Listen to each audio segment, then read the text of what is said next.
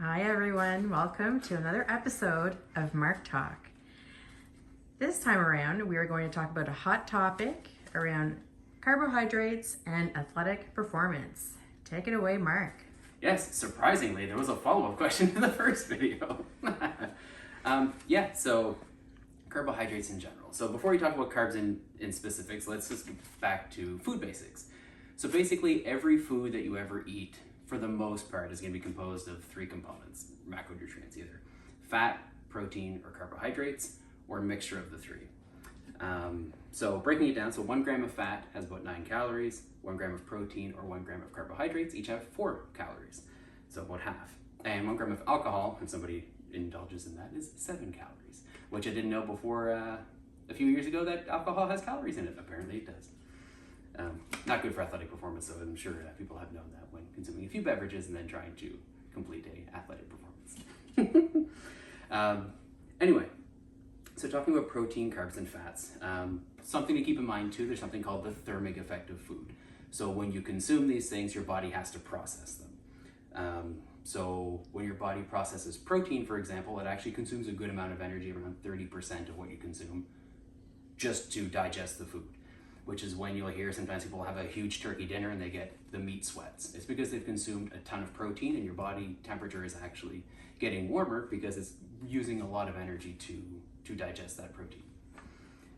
Carbohydrates are next on the list, and then fats. So fats are the least. So fats are highest in calories and the lowest amount of energy for your body to digest, which is why they're easily stored compared to the other two. So getting into carbohydrates a little bit.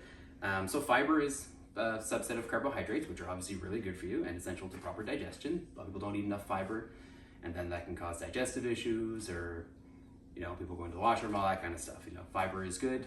Of course, you have to sufficiently hydrate because you want stuff to move along as it should.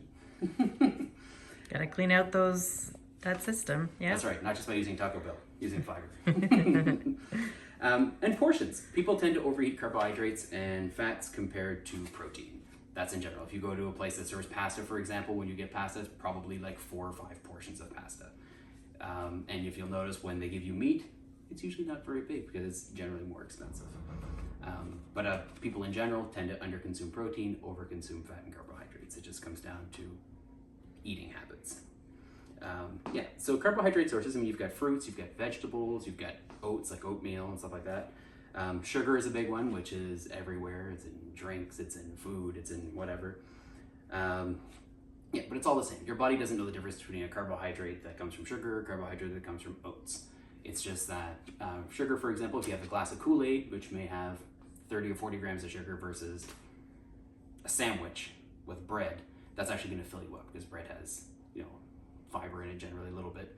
But you're eating something, so it makes a big difference rather than just drinking calories. When you drink calories, you don't notice them in the sense that they don't make you full, but they can make you gain weight really fast because you don't notice it, and then you're like, oh, I just gained 3 pounds.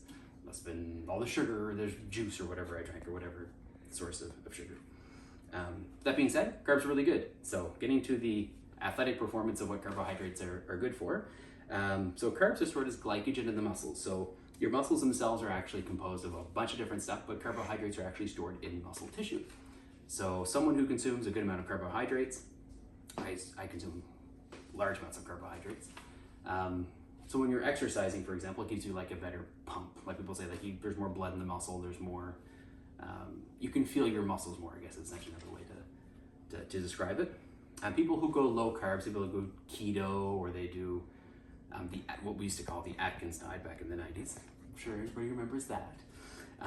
But if you're doing a lot of athletic, performance-based exercise and stuff like that, you're actually going to have a flatter look. So you're not going to get much of a pump. If you're trying to weight lift, you're going to feel like you have less energy. And then even when you push the same amount of weight, you're not going to have the same feeling after. It's not going to feel like, oh yeah, I feel great after I exercise. You're going to be like, oh, I'm done. Because that carbohydrate, quick fuel, your body utilizes it very efficiently, and it's very quick, and it's very advantageous to do that.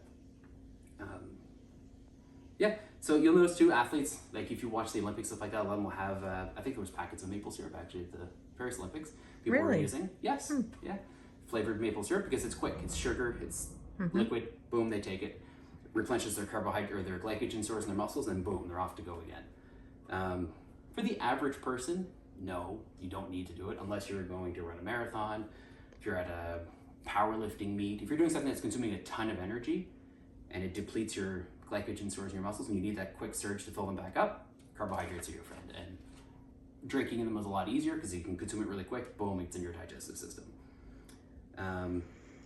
So for athletes, it's really beneficial. I would say a recreational athlete, probably not necessary, but if someone is at a higher tier or they're very competitive, yeah, it helps a lot. It boosts energy. Myself, I'll notice if a couple of times I've dabbled in using or eating less carbohydrates, a lot less energy. Felt a lot weaker, wasn't able to push as much weight, and I was like, I'm done with that. I was like, I like carbs, feels good, gives me all the energy I need. At the end of the day, it just comes out to energy balance. So how many calories you consume versus how many you use. Doesn't matter if it's carbohydrates, protein, or fat. But carbs are always demonized because people are like, oh, I'm gonna cut my carbs back to lose weight. There's a big thing to that though, because a lot of people will eat carbohydrates in the form of like chips, for example. But chips aren't just carbohydrates; they're actually really high in fat. So the carbohydrates are less the issue in chips, for example. It's more so the high level of fat that's contained in them. Also, they have a lot of sodium. Sodium makes you retain water. There's different hormonal changes that people go through, especially women, that can affect weight balance as well. You can retain water, you can release water, kind of causes weight fluctuation. And even carbohydrates themselves hold water. So people will go low carb, and after a few days, they're like, oh, I went down 5 pounds. It's water weight, literally. You'll pee it out. But then as soon as you start eating carbohydrates again, boom, comes right back. So that's why I always hesitate. People will say, well, I'm gonna go keto or low carb. I'm like, well, you can, but just know that when you come off of it, you're gonna see a huge spike because your body's basically gonna refill all those water tanks in your body. That's probably a good way to look at it. So carbs are your friend. Eat them as you would normally, especially if you're doing a lot of athletic stuff. Eat them in sufficient amounts, and you'll feel great, and it'll be good for you. Yeah. It's all about eating in moderation. Exactly. Yes. Do not demonize any food. There are no bad foods. Every food's good in moderation.